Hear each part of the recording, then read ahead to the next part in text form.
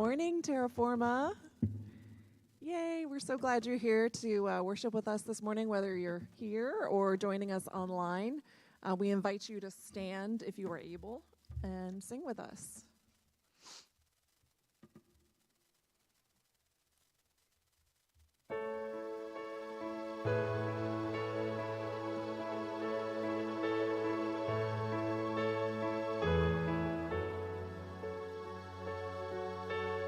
Grander earth has quaked before,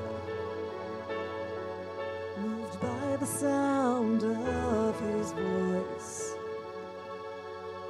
and seas that are shaken and stirred can be calmed and broken for my regard. And through it all, my eyes are on you. Through it all, it is well. And through it all, my eyes are on you, and it is well with me.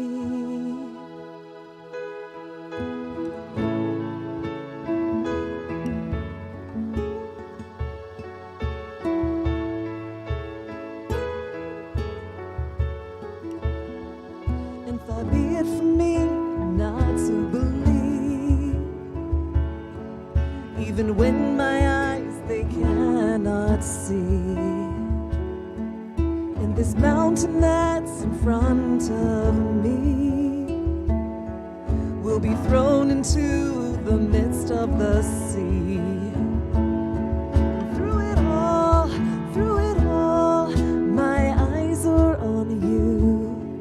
Through it all, it is well. Through it all, my eyes are on you, and it is well.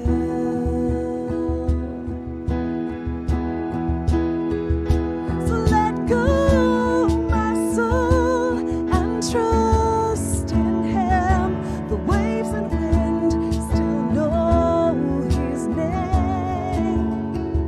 So let go, my soul, and trust in Him. The waves and wind still know His name. So let go, my soul, and trust in Him. The waves and wind still know His name. The waves and wind still know His name. It is well with my soul. It is well with my soul. It is well with my soul. It is well with my soul. It is well with my soul. It is well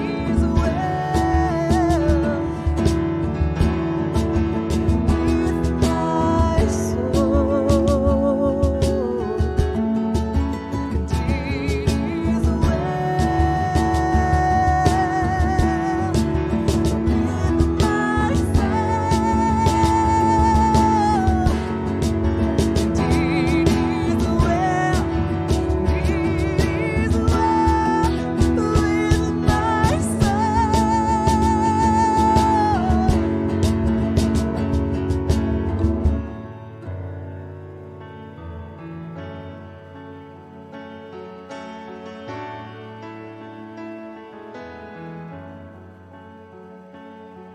through it all, eyes are on you.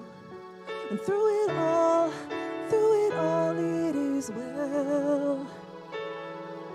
And through it all, my eyes are on you, and it is well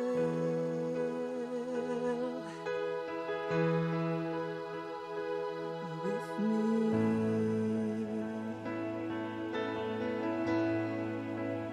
Oh, Father God, thank you so much for being here with us this morning, for meeting us where we are, our messy lives, our tired spirits. Thank you for loving us. And we invite you here with us to worship you and praise your holy name this morning. Thank you for being perfect. Amen.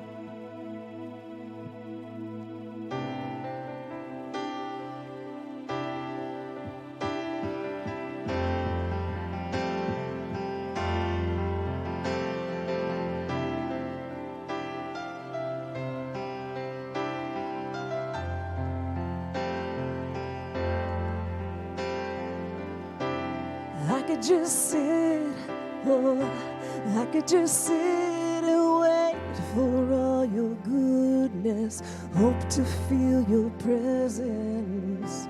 And I could just stay right where I am and hope to feel you, hope to feel something again.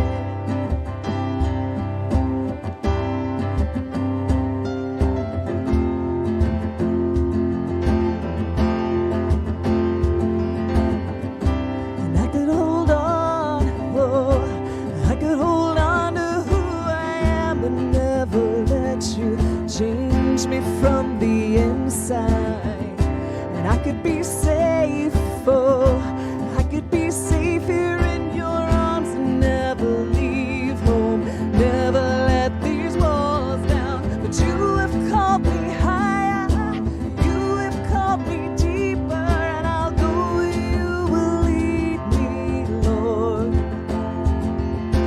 You have called me higher, and you have called me deeper, and I'll go where you will lead me, Lord, where you lead me.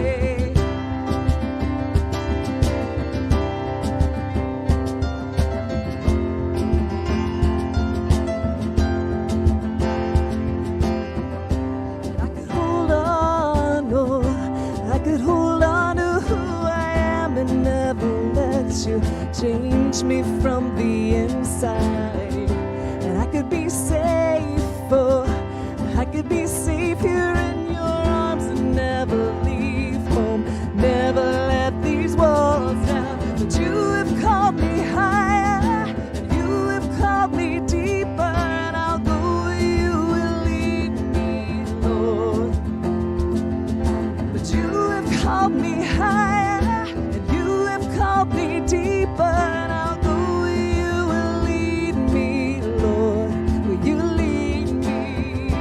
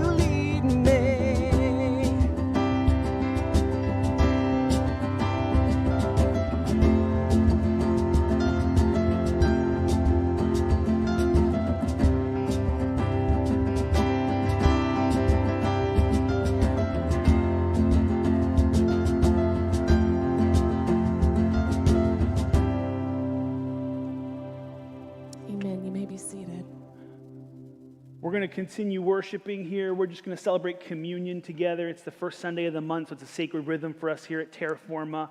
We visit the Lord's table together. We practice at Terraforma open communion, which means everybody is welcome to participate with us. I know there are people from a lot of different faith backgrounds, a lot of different rules and rituals. So what we do here is everybody is welcome. We believe the table is set before us as a memorial of the universal sacrifice of Jesus. So Jesus was given, he gave his life for all of us. So that means everybody is welcome at his table. And that's a beautiful, beautiful thought for us to meditate on. It was on the night he was betrayed when Jesus gathered his 12 closest disciples. If you need elements actually today, if you just wave your hand, Mike right there will get you some. And we got some over here that need some. And, you know, if you have kids here in the house today, just remind them this isn't a snack. I remember when I was a kid growing up in church, I would sometimes look over at my mom and say, I'm still hungry. Yes, we're all welcome to the table, but this isn't the meal, right? This is a memorial. It's in memory of his sacrifice. And Jesus gathered at the table with his close disciples, and he said that this is my body, which is broken for you. And in doing so, he really instituted this regular ritual. The Apostle Paul says, as often as you do this, right, quoting Jesus, do this in remembrance of me. And so let's remember the gift of his body that was given for us today as we partake of the bread together.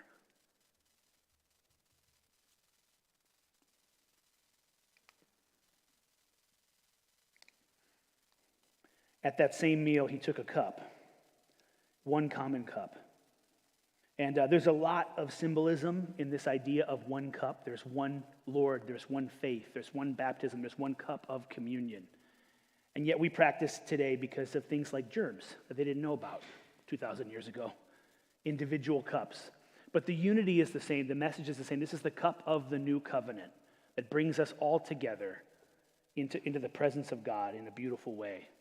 It allows us the forgiveness of sins, a restart on our story. And so let's receive together the sacrifice that represents his blood.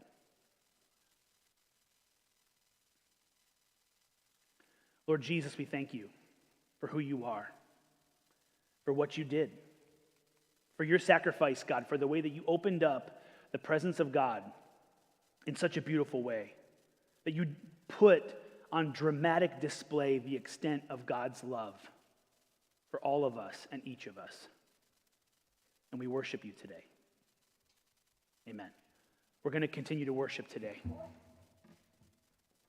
We invite you to stand again.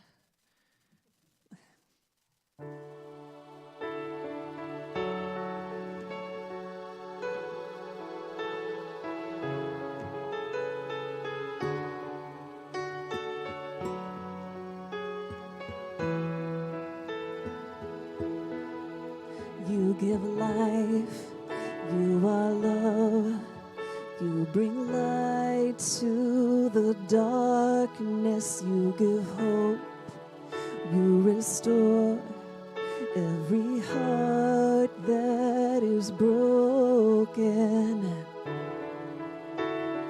Great are you, Lord. It's your breath in our lungs, so we pour out our praise, pour out our praise. It's your breath in our lungs, so we pour out our praise to you only.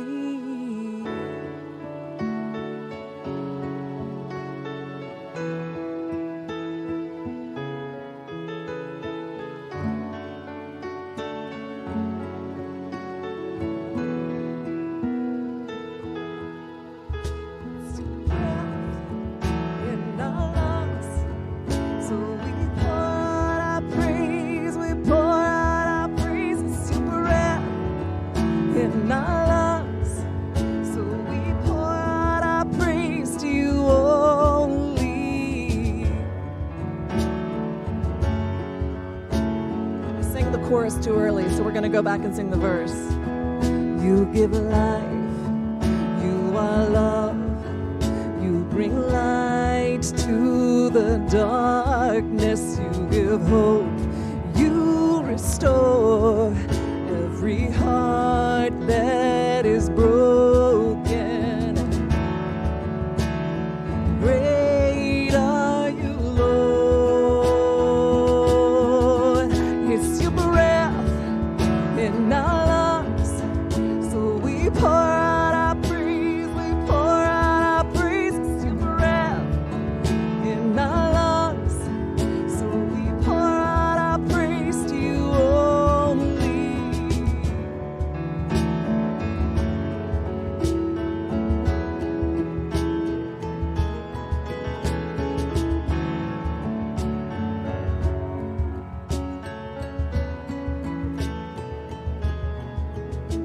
And all the earth will shout your praise.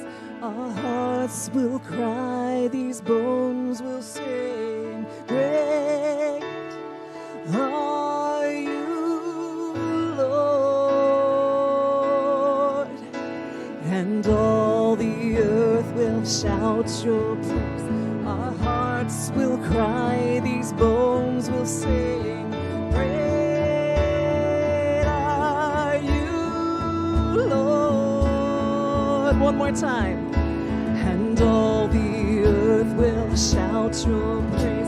Our hearts will cry, these bones will sing. Great are you, Lord.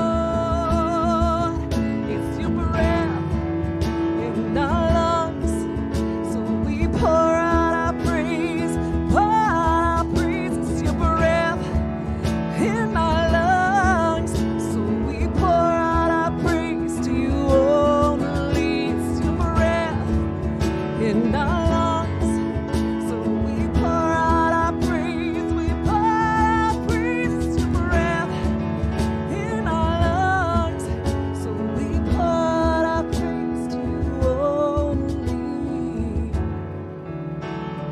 Great are you, Lord.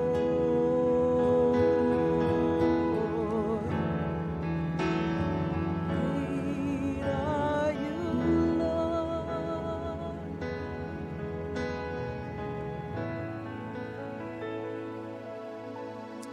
You may be seated.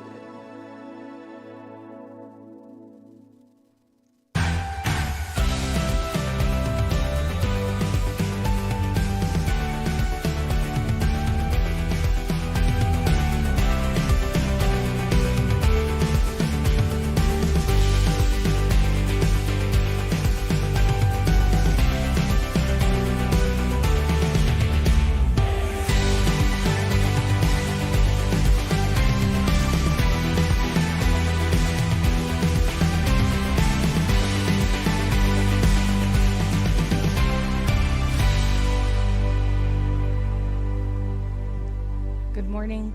Oh, yep, I'm on. Good morning, Terraforma.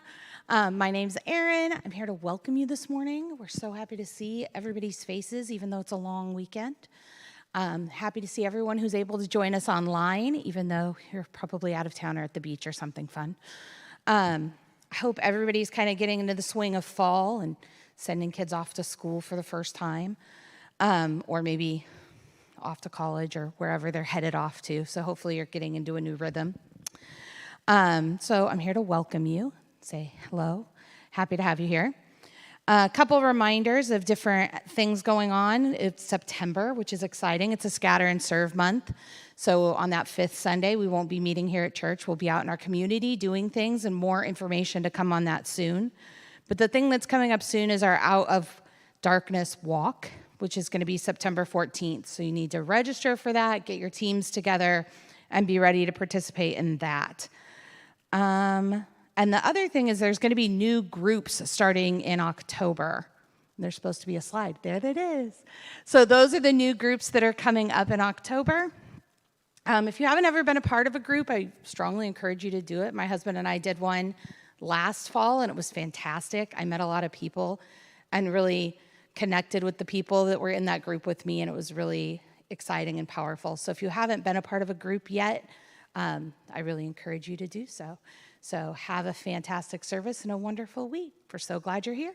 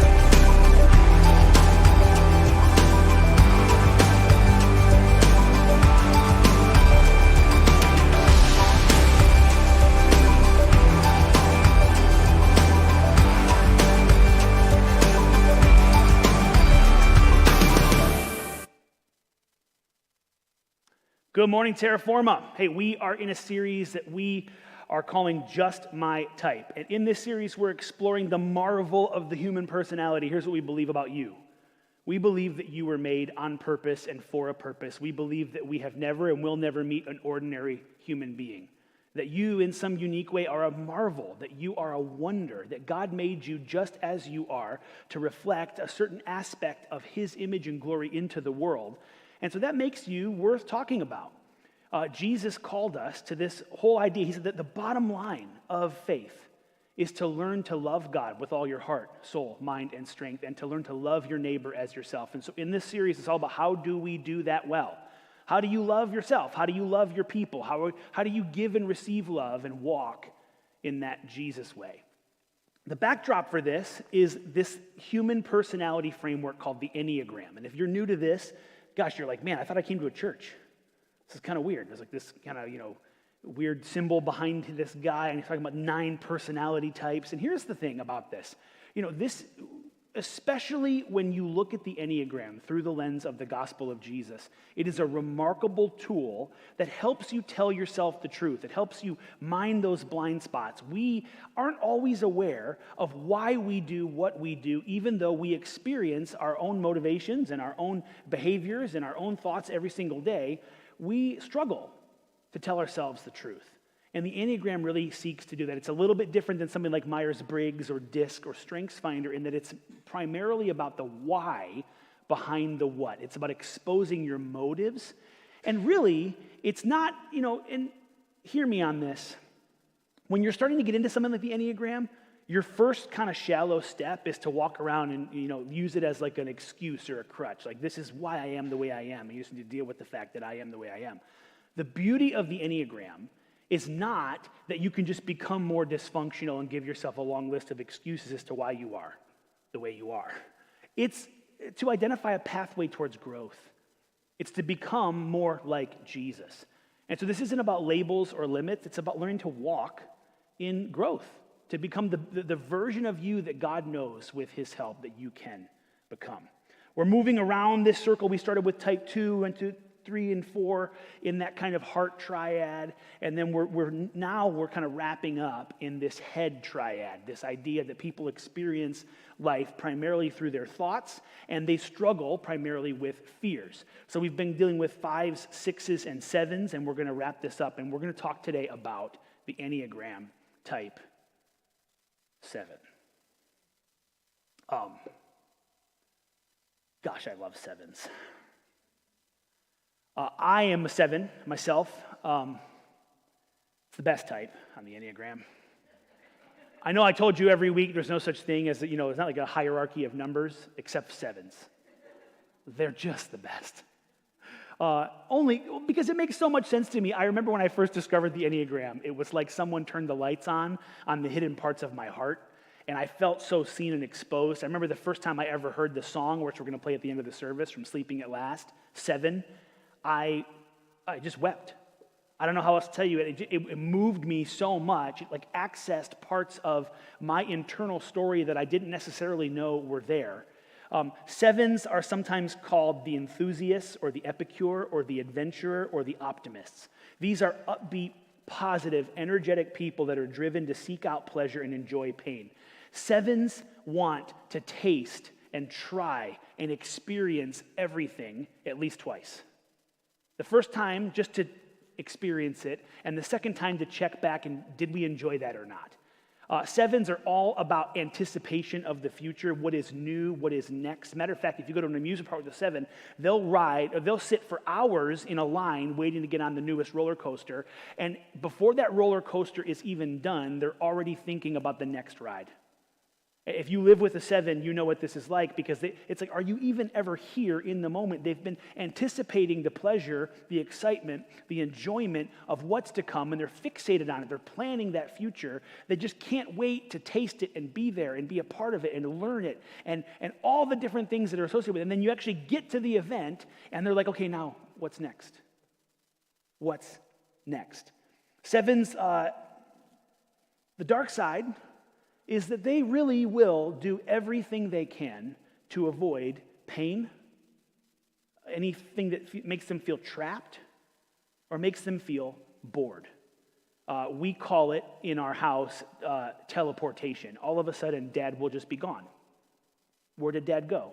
He's just poof, he was here and now he's away. The truth is, sometimes I find the mundane things of life boring, and I've gone somewhere where there's more stimulating entertainment, like, I don't know, find a show to watch or a game to play or something fun or novel to do. Sevens accumulate skills throughout their life because they're on this pursuit of novelty, so they can kind of seem like these Renaissance people, this like Renaissance man or woman, because it's like, man, you learned everything. Like, you might not know this about me, but I was a ballroom dancing instructor. I used to do pottery as like a semi-professional potter. I have lots of advanced belts in multiple martial arts. I can cook, and I've got multiple graduate degrees because I'm bored.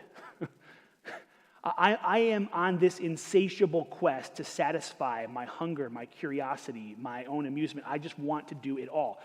It's like, man, and if you look in our house, I kind of have a graveyard of all of the different hobbies I tried over the years, and I have like all this equipment that's kind of piled up. And I mean, like, we go to Cancun because during COVID, I felt trapped, and so I would book a flight like every 15 days. I would book a new flight to some place, and my wife kept saying, "Why are you doing this? We can't go anywhere. We're under quarantine." And I was like, "But I need to. Like, I have to leave. I can't handle it." We hate being trapped. That's the core fear of a 7, is that they're going to be denied some beautiful opportunity. They're going to be confined or limited, or they're going to be trapped in some way. And so what they will do is they will fixate on their own freedom, their own entertainment, their own positivity. 7s have a hard time showing up for hard conversations. We're agile reframers. There's this idea like, oh, that's painful. But you know what? The upside, you get in a car accident. You say, well, I've never had that experience before. Like I during COVID, ruptured my Achilles tendon, actually right before, the Valentine's Day before we all went into COVID together. I was on a Ninja Warrior course trying to be a Ninja Warrior.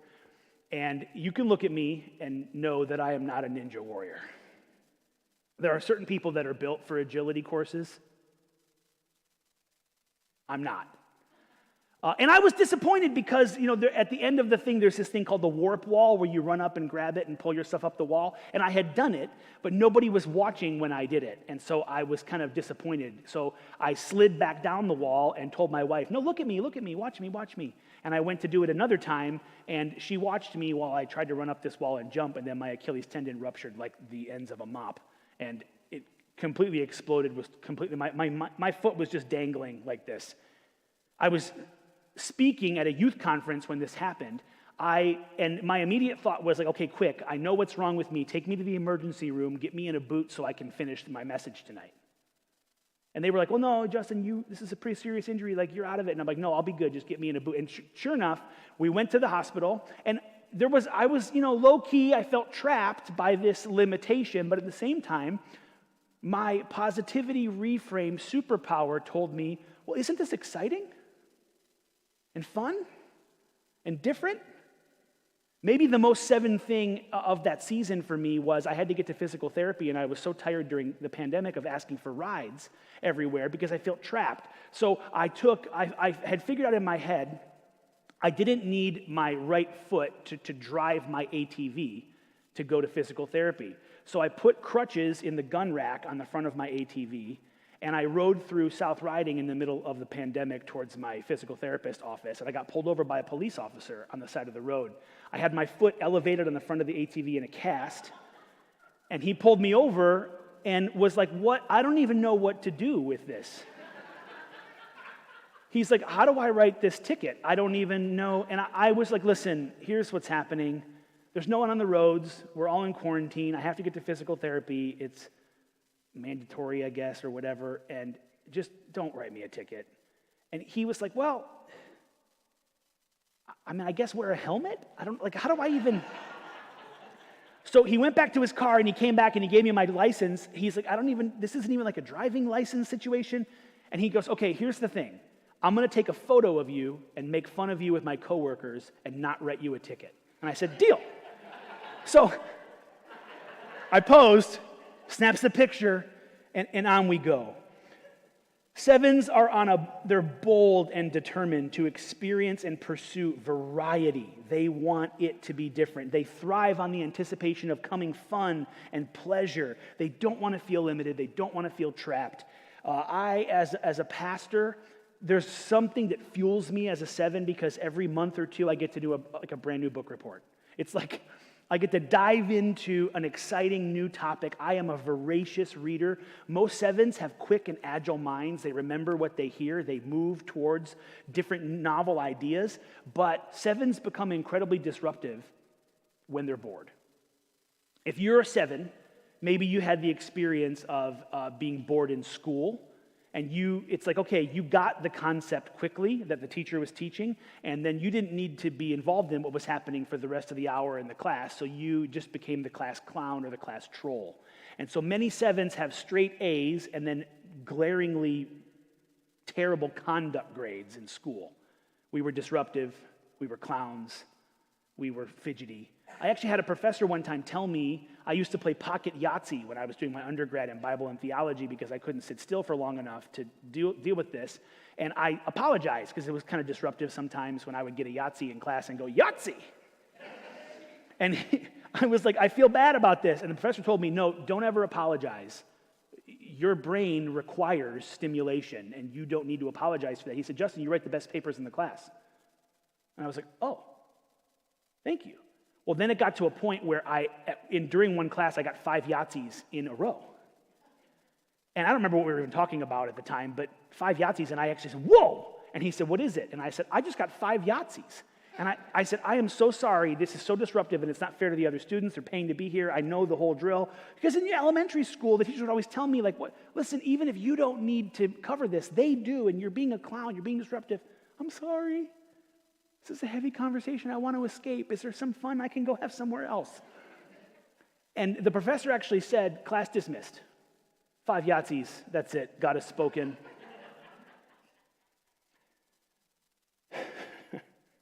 Sevens want to try and taste and learn and experience everything, and I mean seriously, everything. Let's make a list. Let's do it. If you have a 7 in your life, let them plan your vacation. I'll tell you right now, when you guys invite me out, this is a dynamic, I'm just letting you know. Often, my wife will make plans with another couple, and the other couple will say, oh, let's go to so-and-so. I find it boring, and I find your choices basic. Your restaurant choices are lame, and I don't want to go to there. Will you please let me plan it? We're going to have so much fun. It'll be better if you let me plan it. It really will. And there's a reluctance. It's like, well, you would look at a 7 and say, he seems kind of scattered. There's a lot of things going on.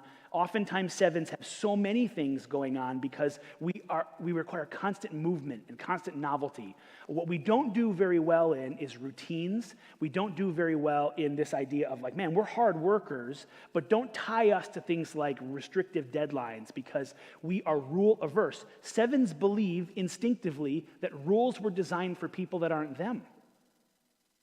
They don't apply to me. Those are for other people. And they sound boring. And so I don't really care to do them or to abide by them. But they will fixate and they become incredibly detailed in the plan when the plan is about creating an experience for them to enjoy for other people. In my job, planning retreats and experiences, putting together these series, one of the reasons that Terraforma looks the way it does is because I really have a lot of care for detail. I don't know if you know this or not, but all our video elements, I do those.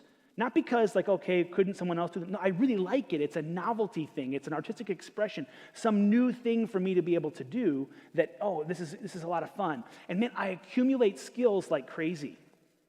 I get bored and I find some new certification, some new class. I went to summer school this summer to study this emerging part of theology. I actually was in summer sessions with the Bible for Normal People, and it was a riot, and I had a great time. And people are like, where do you have time to do this? That's irrelevant, okay? Time is for other people to worry about. 7s often have the experience when it's midnight and they're ready to go to the next thing, and they look around and they realize all their friends are exhausted and asleep. This happens to me quite a bit. I have learned over the years, I have a few friends who are also 7s, and if you get us together, it is so dangerous because we will spend so much money and we will eat too much and drink too much and experience too much. Sevens have a really hard time with understanding that sometimes more isn't better. The shadow side of the superpower is the buoyancy and the joy and the novelty and the lust for life. The dark side to this is gluttony. There's a restlessness. There's an insatiable hunger for everything in life. And this isn't just about food. I mean, gluttony, I think, classically refers to overeating, which I'm definitely guilty of. But that's not my only sin. My gluttony extends to everything. I will binge watch TV. I will go too hard into books and ideas. And I mean, I wish you could see the interactions in my home or even with my coworkers. I'm excited about something new, and it is like my excitement cannot be bridled. I'm just too into it. I'm like ready to go and like conquer the world and all these things. And often I get from my cautious Enneagram 6 bride, who is a lovely, beautiful, amazing person, and I'm really glad God paired me with a 6 because she will teach me sometimes limits. Doesn't that sound boring? And yet necessary. Like, do you see what I'm getting at here? There is sometimes a time in life where more isn't better. There's a danger of excess and imbalance in every area of life. A good word for Enneagram 7s is insatiable. They just want more. They just want to try it. They just want to do it. And they tend also to avoid pain and distract themselves from introspection. They thrive on visions and dreams and potential. But when it comes to processing difficulty or sadness or pain, 7s start to squirm or reframe. They project out to the world this image of buoyancy and constant joy. But life is not always joyful. Sometimes you can't reframe your way out of pain. And as a pastor, one of the things I've been careful to cultivate is the ability to sit with other people as they struggle, without wanting to escape, without wanting to go somewhere. But it is emotionally draining for me to do that. I don't find very many things about my job draining, to be honest with you. Most of the things I do are very energizing. People talk about how difficult it is for them at work. I love work.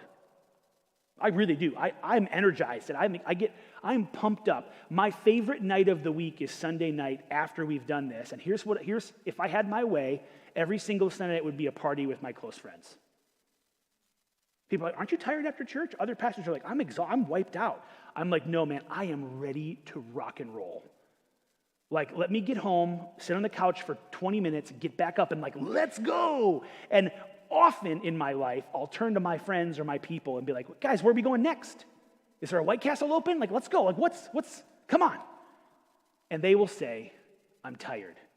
We do date night getaways. Jamie and I will go out, and sometimes she will give me the gift of, I'm going to let your 7 energy guide the night. She'll drink coffee at like 5 p.m., and she'll say, I'm going to stay up, and it will still be like 1 or 2 in the morning, and I'm like, babe, we got to go to the next thing. We got to do the thing. We got to go. Let's go. And she'll have to tell me, honey, I like sleep. I just can't. I can't go this hard.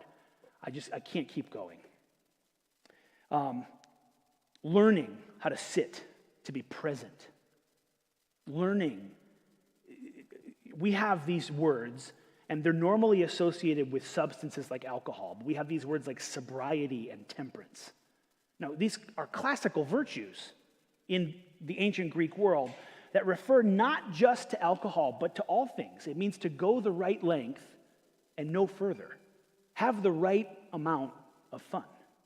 Have the right amount of food. Have the right amount of pleasure or enjoyment. You can begin to see how problematic this is. And 7s, I want you to understand something. You're exhausting. You are exhausting to the people that want to love you. You wear them out. And it's a little annoying sometimes when everything needs a positive reframe. Like all the time, in every way, all the time. There are some things in life that cannot be reframed. They just cannot. There's pain and there's difficulty. There's darkness. There is a dark side of emotion and the human experience, and you need to learn to sit in it. They say of 7s they have half emotions, like they feel it halfway. because they want to escape this painful, boring, mundane part of life and just be on the joyful, happy, positive side all the time. So when they begin to go down the road towards sadness, they struggle to know what to do with it. During the pandemic, this raging extrovert with a ruptured Achilles had such a hard time. I was in a really, really bad place.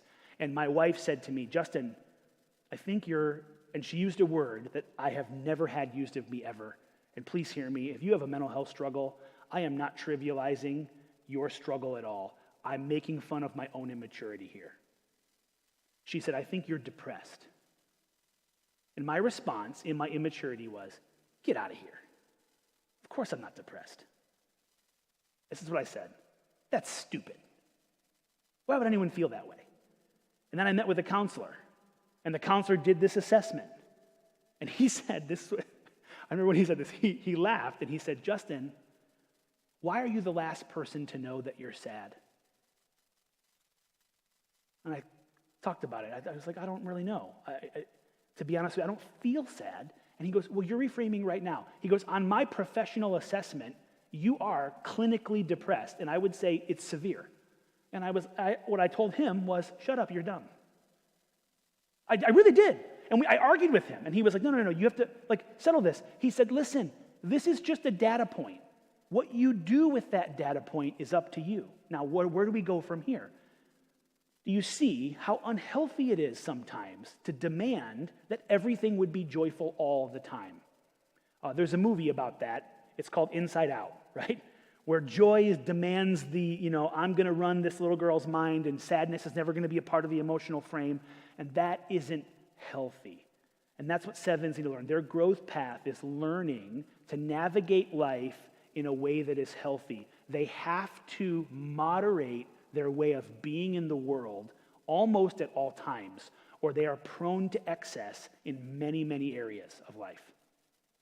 Examples in history, I think Amadeus Mozart, I think Benjamin Franklin, Amelia Earhart, JFK, Richard Branson, Miley Cyrus. Isn't that a good one? Russell Brand, Charlie Sheen. Oh, thank you. That's great. John Belushi, Stephen Colbert. Notice how many of those people are dead because of substance abuse problems or whatever.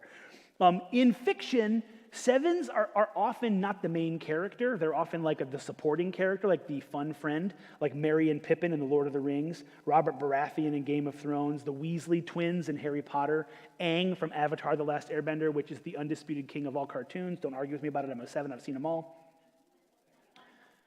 Peter Pan, Andy Dwyer from Parks and Rec, and I would say Peter Quill from Guardians of the Galaxy, which incidentally is the same exact actor who I believe is actually a seven. That's why he can play those roles so well. And I could go on. Okay, sevens. When you're healthy, you bring life to the party. When you're unhealthy, the party begins to control your life. You can't do that. In Scripture, if we're turning to God's Word, I think a great example of the seven is David's son Solomon that follows him on the throne. Now, Solomon is synonymous with the wisdom tradition, which makes tons of sense if you're a seven. Sevens can be philosophical. They can collect ideas like trading cards. They have quick, agile minds. They're often the most extroverted and the most optimistic people on the enneagram. Solomon reigned during a time in Israel's history where he was the only king that they had. This is Israel's third king. He was the only one whose reign was uncontested. So he had a moment of peace. And the nation experienced during that time of peace also a great measure of prosperity. So he had the means to say yes and the freedom to say yes to a lot of things. And you can understand how that's problematic because what sevens struggle to do is tell themselves no. It's really hard, especially when they're fixated on something. It's really hard. We had a trip planned during COVID that kept having to be canceled because of, COVID restrictions, and you couldn't go to Cancun because, we were going to die or something dumb and boring. And it kept happening. And every time it happened, I felt more and more trapped. Man, if you remember back in time, if you've been at Terra Firma for a while, do you remember last year for the Christmas concert? And it rained all day? Do you know how this seven struggles with, but we had a really fun event on the calendar. And rain is going to cancel it. Rain is boring. Rain is dumb. Rain shouldn't bother us. Silly, I don't like this. And your Terraforma staff, who are adults, by the way, were like, Justin, we think you should cancel this event. And in my positive reframe, I'm like, nope, I'm stubbornly clinging to the possibility this can be fine. And it was like still raining up to the thing, and I'm like, guys, the event is happening. The event, I'm like videoing everybody. We're going, let's go. And you know what? We had the event. No one died. We were a little wet, but fine. Solomon struggles. He struggles as comfort and prosperity increase. His choices become untethered from a surrender. What sevens are healthy, they place their desires, their appetites, their hungers in subservience. They surrender them to the lordship of God. What it looks like for you to grow is actually to say, King Jesus gets to control what you will say yes and no to. I'm going to find my ultimate satisfaction, not in the insatiable pursuit of novelty and more, but I'm going to learn commitment and contentment, that there's freedom under limit. That sometimes saying no actually leads your life and story into a way of freedom that you couldn't otherwise anticipate. Listen to this from the philosopher. This is from the book of Ecclesiastes. I don't think Solomon wrote it, but it's attributed to this person, Solomon. And it sounds very much like him. Listen to this. I denied myself nothing that my eyes desired. This is the most seven thing I've ever heard. I refused my heart no pleasure. If one donut is good, then a dozen is better. My heart took delight in all my labor, and this was the reward for my toil. Yet when I surveyed all that my hands had done, and they have done a lot, sevens are very, very busy. They can be incredibly productive, especially when they're avoiding what needs to be done. Did you hear me on that one? If you have a seven in your life and they start cleaning the garage, it's because they have an expense report that's due or something else boring. They will do anything but the hard thing. I've had to learn professionally, if I start, I'm just going to redesign this other thing or work on this big project or come with this, Justin, what are you supposed to be doing right now? Don't ask me that. I'm very busy, but not always on the right thing. When I had surveyed all my hands and what I had toiled to achieve, everything was meaningless, a chasing after the wind. Nothing was gained under the sun. Ultimately, your pursuit of more might not end in the satisfaction that you're desiring. In Solomon's case, he had a problem. Now, I'm going to read you, I think, a difficult passage from the Bible, and I want to tell you up front. The author here seems to imply that the women in the story are the problem. And I just want to apologize up front to anyone here who is a woman. In this case, women are not the problem. The problem is this guy has an unethical sexual ethic. In no human culture in the history of the world is it okay what this guy did, Solomon did. It's terrible. And clearly the women aren't the problem. This is a little bit let's blame the women because they wore pants and that was seductive. No, that's not fair. You need to learn as an adult human being that sometimes more is not better. Listen to how this works out with Solomon. This is in 1 Kings 11. King Solomon, however, loved many foreign women besides Pharaoh's daughter, Moabites, Ammonites, Edomites, Sidonians, and Hittites. They were from nations about which the Lord had told the Israelites, don't intermarry with them because they'll surely turn your hearts after their gods. Nevertheless, Solomon held fast to them in love. And when sevens are unhealthy, that is a really good phrase right there. There's a clear right and wrong. There's a limit here that you're ignoring. There's a rule you should pay attention to, but you say, well, nevertheless, I'm going to do what I want to do. Dear one, when human beings throw themselves headlong into whatever it is, and you do what you feel, or you pursue what you crave, or you chase those things for which you hunger, it is probably not going to end like you think it's going to end. There are forces at work like focalism and impact bias that make you think the thing you crave, the thing you hunger, the thing you want is going to help you, and sometimes it actually harms you. In this case, listen to how this goes down. He had 700 wives of royal birth and 300 concubines. No culture in the history of the world has ever said that 1,000 wives is better than one. You see what I'm getting at here? Like, there have been differences throughout time. Oh, there's polygamy and there's monogamy, but nobody's ever said, if you want her, you should take her. And that is the reality here. You have someone who is in a position of privilege and power that has the ability and the means to tell themselves yes when love would require that they tell themselves no. Now, if you're a 7 here, you're getting uncomfortable because you're like, are you saying we're all sex addicts and porn addicted? No. What I am saying is that all of us have this need, this requirement to govern the pursuits of our passion. We have to learn the freedom of limits. His wives, the author says, led him astray. I got a feeling it wasn't the wives that led him astray. I think it was his sex addiction. As Solomon grew old, his wives turned his heart after other gods. I love this. It's like, he has no responsibility. It's all their fault. It's not true. Turned his heart for other gods, and his heart was not fully devoted to the Lord, his God, as the heart of his father David had been. He followed Ashtoreth, the goddess of the Sidonians, Molech, the detestable god of the Ammonites. And so Solomon did evil in the eyes of the Lord. He did not follow the Lord completely, as David, his father, had done.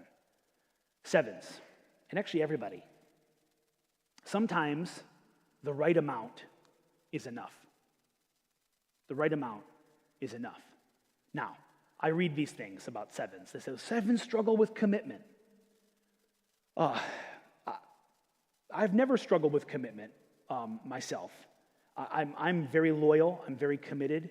I will tell you, though, that I have a mistress and a girlfriend and a best friend and a wife, and they're all the same person.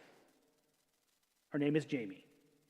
Okay, so very clearly, you should never edit this out of context because it's going to sound very bad. Okay? Yes, you understand what I'm saying. What I've done is I have located my desire for novelty and I have funneled that into the pursuit of one person. Now, if Jamie is here, she is here, you can ask her this, she will tell you that sometimes my pursuit of girlfriend Jamie energy or whatever, it takes her by surprise. It's like, okay, wait a second now. Like, I'm expected to now be a different person today, kind of a thing. And yes, she's wholly and wonderfully and beautifully interdependently mine, and I am hers. And this is a good thing. What I'm saying, 7s, is that yes, you have the desire for novelty. Channel that novelty in a way that is healthy and productive into the kind of person God wants you to be and that you desire to be in the future. Follow me? You can tell yourselves no. The dark side of 7s, they call it Peter Pan syndrome. It's like this perpetual immaturity, this flight from anything difficult, this idea that I'm going to bounce off to Never land and not deal with the realities in front of me. You are an adult. You can deal with this. Let's talk about that. Grow in a relationship with yourself. Number 1, that's what I just say. I'm going to say this in a way that hopefully is not as insulting as it sounds. Grow up. Adults learn limits. That's what adults do. Adults understand that sometimes eating a whole pizza at 1 a.m. is a bad decision. Because, as I'm learning, my body will sometimes tell me that my excess was not as fun as I thought it was going to be. I now am at the age where my body will say, hey, being a ninja warrior isn't cool anymore, dude. Like, you thought you could do that, and I really don't. In the moment, you can't tell me, no, I'm going to do it. I'm going to do this whole thing, if you remember last year's Terraforma kickball game, I shattered my toe playing kickball because I was trying to make it more fun. It was getting boring, so I was like, let's all use our off foot. It'll be different and fun and great. Your pastor's going to leave in crutches, but that's okay. If there's not a trip to the emergency room, then did we even have fun? Did we even have a good time? I don't know. It's hard to do that. But sobriety and temperance will they contain the freedom that you crave. Learning to lean into a deliberately limited thing. Sometimes rules and structure lead to freedom. They really do, and that is a mature way of looking at this. Adults learn to develop temperance, the idea that you can go the right length and no further. The other thing I'll say to 7s is don't forget to enjoy what's right here, right now. You're so fixated on what comes next. But there's people, there's a moment, there's something to enjoy here and now. And I'm learning to cultivate the gift, to cultivate the habit of presence, of tasting and drinking and loving the moment we occupy together in the here and now. Whether those flavors are bitter or sweet, whether they're dark or sunny, it doesn't matter. This is the moment that I'm in, and so I'm gonna occupy it with depth. Learn to find my satisfaction in Christ. Number 2, how do you grow in your relationship with God? 7s need to understand, and they really need to do, this is a mental thing as much as it's a spiritual thing, a worshipful thing. When you view God as a cosmic buzzkill, you resent and resist his lordship. When you understand deeply, when you come to trust that God is the author of pleasure and delight, then it's like, okay, I can submit to this. I want to give you this idea. Now, as a 7, it's difficult to trust, especially when it comes to my own amusement, my own planning. I don't want anyone else planning my vacation because I don't really trust that you're going to do it right.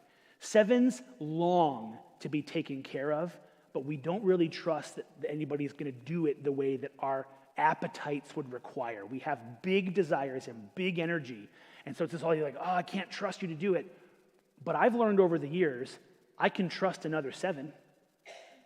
If we're planning a trip, and I have one 7 I'm thinking of right now, if he's going on the trip, I literally am like, oh, he's got it. And he'll text me privately and say, can I plan Friday night and you'll plan Saturday night? And I'll go, yes, this is my favorite thing in the whole world. And here's what happens on those trips. Everybody else will be asleep, and I finally have someone else at 2 a.m. who wants to keep going for the next round. It's like, yes, kind of a thing.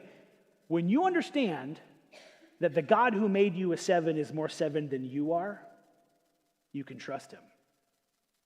This is the God who, in the person of Jesus, turned water into wine in the 11th hour at the wedding feast of Cana. When the party was already raging, he rescued it for the finale. Do you see what I'm getting at here? It's not just about duty, it's also about delight. Trust him. Now, some of you who are married to 7s just said, did the pastor really just say that? Like, the problem within our house is actually not trust that God's going to give you the desires of your heart. It's actually that he needs to learn to stop, or she needs to learn to cut it off. Now, that's probably true also. Final point. How do you grow in your relationship with other people? Slow down, settle in, and practice presence. Connect deeply. 7s are often very extroverted, but we will settle for a series of shallow relationships, a lot of them. And this is kind of boring right now, and so you can move over here, you do that. You go, oh, this is too intense. When you're healthy, you can go deep. You can lean on that 6 wing and really become a powerful friend. You can become somebody who is just remarkable. They're fun, and they're energetic, and they're optimistic, but you can go deep. You can learn to collect stories. If you ever watch a 7 at a party, they flit around. It's like a butterfly on the different flowers. They go from here to there to there. And what we're looking to do is collect the best stories. Listen to 7 stories because that's how they're talking about their feelings. Often their stories are where their heart is trying to get a narrative. It's like, I'm trying to get a deeper thought out. And we process the world through story. We tell big stories, and sometimes they're, the way my family says it is, more flavor, less facts. I say, why would we ever let the facts get in the way of a perfectly good story? All right, how do you love your 7s? How do you love your 7s? 7s need a lot of room to play. They need a lot of freedom. They need to change up the scene if they feel bored or trapped. Otherwise, they will just teleport away, or they will mentally teleport away. I found that I can play Settlers of Catan on an app on my phone, and it's a dangerous thing because if anything is ever boring, like the doctor is talking to me in the office and I'm finding this excruciatingly boring, I just pull my phone out and I start playing Catan, and the doctor's like, what? I'm at the dermatologist, and he's like, what are you doing? And I'm like, I'm sorry, you're boring me. That's not socially appropriate, just so you know. Anyway, Um, you guys are leaving. You guys are like, he is a child. He is literally a child. We're attending a church, and the pastor is a huge baby. Anyway, recognize when sevens choose to deal with problems. I'll tell you right now, criticism for a 7, it's like you're painfully sucking all of the joy from the moment of life, and it hurts them so bad they want to escape it. Now, they can handle that. Listen, life isn't always sunny and wonderful and beautiful. Just know when you criticize a 7, they feel it in a big way. It's like, oh, why are you ruining everything? Stop, whatever. And yeah, there are problems that need to be fixed or things that need to be addressed. Here's my tip for you. 7s love sandwiches. Here's what I'm going to say. Something good, your criticism. Something good, make it a sandwich, give it to your 7. They can eat it in a sandwich. Hey, I love this. That's awesome. This is exciting and wonderful. We got to fix this. Bunch of things I love again. And you're like, well, do we have to? You do. Because their need to escape will cause them to check out mentally in the conversation. 7 struggle to recognize and experience hard emotions. So it's hard to recognize when they are suffering. Sometimes the 7 is the last person to know that they're suffering, but often people expect them to be buoyant and joyful and good, so they don't check on them when they're struggling. They just assume everything's fine, you look fine. That is a face 7s can wear to project to the world that everything's okay, and we secretly wish it was always okay, but don't forget, check on them. They're people who are hurting and struggling at the same time. 7s fixate on planning their own entertainment and fun, but they secretly long to be taken care of. I'll tell you right now.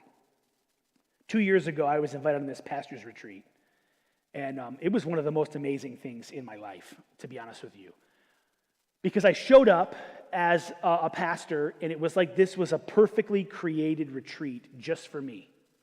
And I'm telling you, it was like to every detail, it was so orchestrated wonderfully.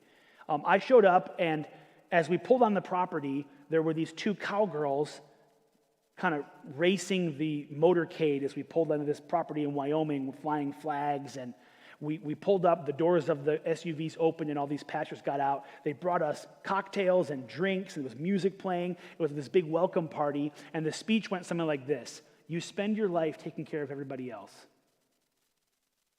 This week, you will be completely taken care of. The only choices you have to make have to do with your own fun and amusement. And the answer is yes. And I was like, what? And I'm telling you, that's how it went down. At one point, I said, I want to sit in that river and drink whiskey. And they put an Adirondack chair in the river, and a girl on a horse floated me a bottle of Woodford down the river. I'm not even lying, that happened. And I'm like, this is what heaven looks like. I found it. It's in Wyoming. I'm like, this is amazing. I came home, and I'm like, you can't believe where I just was. It was so remarkable, okay? The story that 7s tell themselves is that no one will be able to meet their needs like they will. So they think, I just need to stay in control. I fear being deprived so much that I don't want to give that to someone else. It's like, but we secretly long to be taken care of. 7s, bottom line. Thank you for who you are. You can be the life of the party, but you cannot allow the party to control your life. You can't. You have gifts the world needs, and you will lose yourself in the pursuit of excess and more and novel and next if you don't ground yourself in the only one who can satisfy your deepest appetites. It's Jesus Christ. Until you find that, you will be insatiable. You'll be on the endless quest to fill this vacuous void, and you will never find enough out there in the world. That is the lesson of Ecclesiastes. You can go into this hedonistic pursuit of more and much and next and new, and it will never satisfy you like you crave until you discover to be satisfied in Christ. And yes, that looks like limit, and it also looks like freedom. And that's the power of the enneagram and the path of growth that you'll find in the gospel of Jesus. This is, again, we've ended every message in this series with a series of songs by an artist called Sleeping at Last. We secured permission to show these to you. They're so good. They're just so good. This will hit you hard if you're a 7. And if you're not a 7, I want you to try and appreciate it through their eyes. One thing that our staff does at Terraforma Church for me is our staff is a beautiful, wonderful group of grown-ups who try and help me lead well. And one of the things I've asked for them is in staff meetings, when I bring an idea or I say something good, I want you to say, wow, before you ask how. And if that sounds immature, I'm the boss, so they have to listen to me. Okay, but experience the wow and wonder of 7.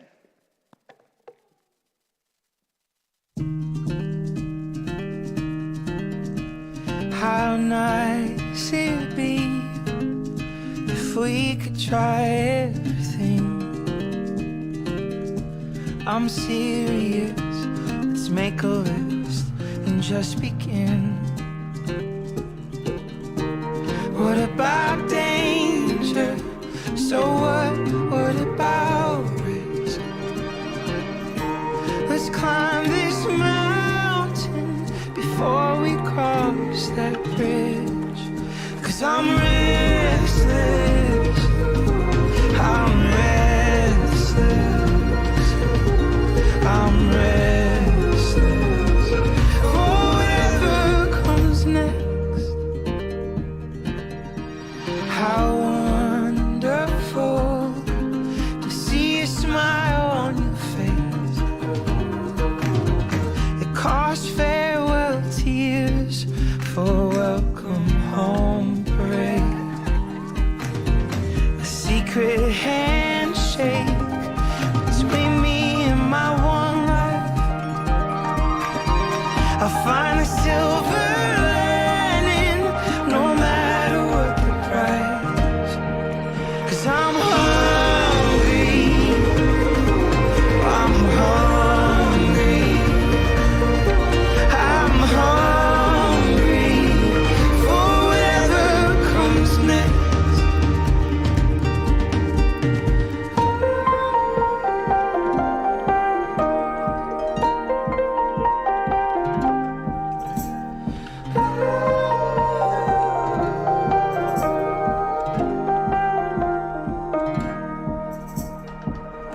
Let me tell you another secret of the trade. It feels like sinking when I'm standing in one place. So I look to the future and I book another flight. When everything feels heavy, I've learned to travel light. But I wanna be here, truly be here, to watch the ones that I love bloom. And I wanna make room to love them through and through and through and through the slow and barren seasons too.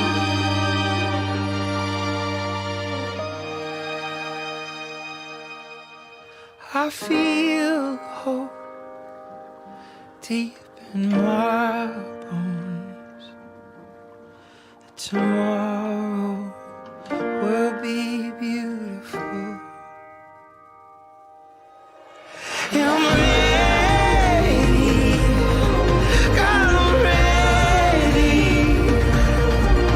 Oh, I'm ready, restless and hungry. I'm ready for whatever comes next.